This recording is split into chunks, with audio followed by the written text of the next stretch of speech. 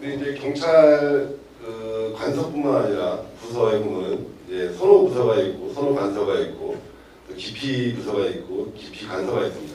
그러다 보니까 여기 계신 우리 그 어르신들께서도 주민들도 많이 느낀 게 야, 우리 동네 경찰 관서에는 나이 드신 분들만 다 모여 있어. 또 어디는 우리 경찰 관서에는 젊은 친구들밖에 없어. 그러다 보니까 어떤 관서에서는 그 학교의 개념처럼 현장에서 신승경이 그 배움을 얻을 수 있는 그런 기회가 없는 그런 경우가 있거든요. 자, 이러한 그 인사 실태를 봤을 때 이런 것들을 이제 개선할 수 있는 방안이 그러니까 뭐 고참이라든지 중앙고참이라든지 신입승경이라든지 고루고루 분포가 돼가지고 좀 효율적으로 조직이 운영이 돼야 되는데 연령대가 한쪽으로 치우치는 이러한 현상을 극복할 수 있는 방안을 어떤 걸 생각하고 계시는지 한번 그동안의 그 경험과 노하우를 통해서 한번 말씀 한번 해주시면 감사하겠습니다. 예. 그 두 가지가 없어요. 우리 마인드가 성장하지 않으면 이 문제가 안 풀려요. 나 먹고 살라고 하는 마인드를 가지고 접근한다면 나는 최대한 편한 데 가서 하는 게 정상이에요. 어려운 데 가서 하는 게 정상이에요. 편한 데 가서 하는 게 정상이에요. 그런데 나를 필요로 하는 내가 최대한 쓸모 있어지는 그 자리로 가서 내가 존재해야 되겠다라고 하는 이런 관점이라고 그런다면 얘기는 달라지죠. 그렇죠? 예. 그래서 우리가 이 컵을 놓고 비유를 해보자고요. 나는 돈 벌어서 먹고 살라고 컵을 만들러 가는 사람이 있어요. 그리고 한 사람은 이 컵을 쓰는 사람을 위해서 컵을 만들러 가는 사람이 있어요.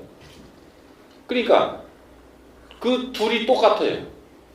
하루 8시간 일하고 돈은 200만 원 받는다고 치자고요. 이 컵을 쓰는 사람을 위해서 일을 하러 가는 사람도 그렇고 나 먹고 돈 벌어서 먹고 살려고 컵을 만들러 가는 사람도 그래요. 근데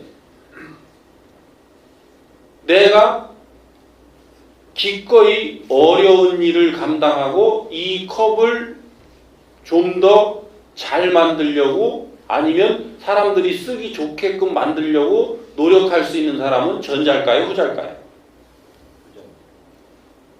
컵을 쓰는 사람을 위해서 만들러 가는 사람이 그러겠죠. 그러니까 이 사회에 기여하는 사람은 전자일까요? 후자일까요? 내 인생에 보람이 있도록끔 사는 사람은 전자일까요? 후자일까요? 근데 우리 경찰관은 전자로 살고 있나요? 후자로 살고 있나요? 이 문제에 답을 내려야 돼요. 여기에 전자로 답을 내리고 있는 사람, 그 사람은 나 편한 데 찾아갈 거예요. 그러니까 어떻게 해요? 강제 순환시켜야죠. 그렇죠? 여기는 지금 하루에 112가 100건씩 떨어지고 여기는 하루에 112가 2건도 안 떨어지는데 나 먹고 살라고 하는 사람은 100건 떨어지는 데 가야 정상이에요. 여기 2건 떨어지는 데 가야 정상이에요.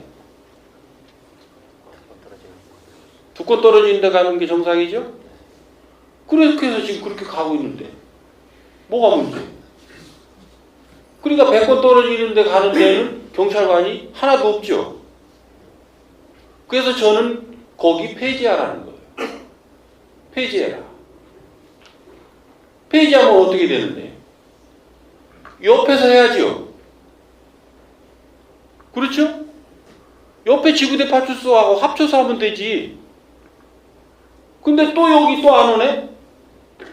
그러면 경찰서에 지구대 하나면 되지. 그렇잖아요? 다 폐지해버려요. 선우 비선우가 있으면. 그래서 너희들 하나로 묶어버리면 되지. 국민들은 우리를 어떻게든 어떻게 안정되게 안전하게 해달라고 그랬지 조직구조를 어떻게 가져가라는 것은 우리가 우리 마음대로 했지 주민들의 뜻은 아니잖아요. 그렇죠? 지구대 파출소 다 없애버리고 순찰차 거기다 배치해 놓으면 되지 그 동네에. 그래서 거기서 출동 가도록 하면 되지. 그러면 선호, 비선호 파출소가 있어요? 이렇게 되는 거예요. 그러니까 내가 해야 될 일을 바르게 잡아가지 않으면 누군가가 정해주는 룰에 따라서 가야 되는, 이것을 우리는 노예적 삶이라고 하는 거예요. 내가 노예적 인생을 살 거냐, 내 인생을 주체적으로 살 거냐라는 부분을 묻는 거예요. 이 지금 문제가. 그래서 경찰서 안에서도 지금 선호 파트, 비선호 파트, 이게 지금 심각해요. 경찰서도 선호 경찰서, 비선호 경찰서. 경찰서 안에 지구대에서도 선호 지구대, 비선호 지구대. 이 문제는 우리 경찰관들의 의식 체계가 바로잡히지 않고는 이 문제가 안 풀려요. 근데 우리가 아까 맨 처음에 말씀드렸듯이 이 경찰이라고 하는 학교에 들어왔단 말이죠. 그래서 우리는 현장 실습 공부를 한다고 보자고요. 그러면 하루에 현장 실습할 수 있는 케이스가 내가 100건인 사람하고 하루에 한 건인 사람하고 어떤 사람이 빨리 성장할까요? 그렇죠? 내가 나를 갖추는, 내가 무언가를 공부하는 이런 개념에서 보면 요 실습 많이 오는 데가 축복이죠. 재앙이 아니라. 그러니까 마인드가 바뀌면 이 문제가 풀리게 되어 있는 거예요. 그런데 내가 빨리 배울 거라고 저 초임 경찰관이 하루에 100건씩 떨어지는 데 가면 이게 감당이 돼요, 안 돼요? 의욕은 앞서지만 감당이 안 돼요. 실습을 해낼 수가 없어요. 내가 하루에 실습을 해낼 수 있는 게 3건이라고 그러면 아무리 많아도 4건 이상 된 데를 가면 안 되는 거예요. 내가 할 수 있는 그 능력에서 30% 이상 벗어나는 데를 가면 나는 감당을 못 해요. 그러면 선배라면 내가 올바로 된 요런 그 개념과 요런 마인드를 갖춘 올바른 선배라면 하루에 100건 떨어지는 데는 누가 가야 돼요? 신참이 가야 돼요? 고참이 가야 돼요? 신참은 조금 떨어지는 데서부터 성장해서 10건 이내로 떨어지는 데서 성장하고 20건 떨어지는 데로 가서 또 성장하고 30건 이상 가는 데로 가서 내가 성장하는 거죠. 요게 저절로 일어나야 되는 거죠. 우리 마인드가 그렇게 성장했다면. 그러니까 그 성장이 안 되니까 이제 어떻게 돼? 강제로 돌려버리는 거예요. 기동대 순번되면 강제로 가도록끔 하듯이 비선호 지구대 파출소는 순번을 정해서 돌리기도 하고. 그러니까 그거는 해당 경찰서에서 어떻게 여기에 있는 경찰관들하고 합의를 봐서 그걸 하는 거예요. 지금 그런 일들이 벌어지고 있어요. 근데 안 미련한 청장은 거기에 개입을 할까요? 안 할까요? 거기에 개입하는 청장은 얼마나 미련한 거예요? 지가 해결을 못해요. 그 갈등 관계를 해결을 못해. 그러니까 어떻게 해요? 그거는 그 서에서 일어나는 일이니까 그 서에서 해결하라고 서장한테 내가 밀어 박혀 놓은 거지.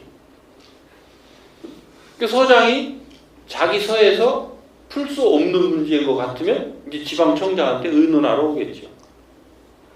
근데 어느 지구대에 어떤 사람을 어떻게 배치하고 어떤 사람을 어느 부서에 그 가지고 있는 인력 범위 안에서 이것을 운용을 어떻게 하고 배치를 어떻게 하는 거는 온전히 서장 권한 안에 있어요? 밖에 있어요? 권한 범위 안에 있어요. 그러니까 나한테 의논을 못 해오고 본인이 끙끙거리면서도 그것을 지금 하고 있기 때문에 요 서에서 벌어지고 있는 일은 구체적인 거는 서장한테 물어야 돼요.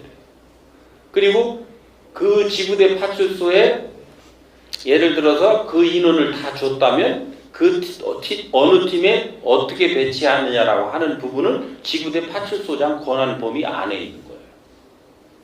그래서 이런 부분에 지금 우리 경찰관들이 이 정신을 차리게 하려면 이제는 시민들이 들고 일어나야 될 때가 된 거예요. 너희들한테 맡겨두니 너희들은 우리는 안중에도 없고 너희들 편할 대로만 하고 있구나. 그러니 이제부터는 우리가 연구해서 너희들에게 임무를 부여할 테니 너희들은 내 말을 들어라. 이렇게 돼야 되는 거예요. 누가? 시민들이 우리 경찰관들한테. 근데 시민들이 그러한 의무를 행하지 않고 그런 연구를 행하지 않고 그것을 경찰한테 맡겨놓으니까 이런 일들이 지금 벌어지고 있는 거예요. 요거는 요 정도로 이해하시면 될 것 같습니다. 이해되시죠? 네. 바쁘신 일정에도 경찰대판에서 좋은 말씀을 해주신 청년에게 큰 박수로 부탁드립니다. 오늘도 최고 참여를 모두 마치겠습니다.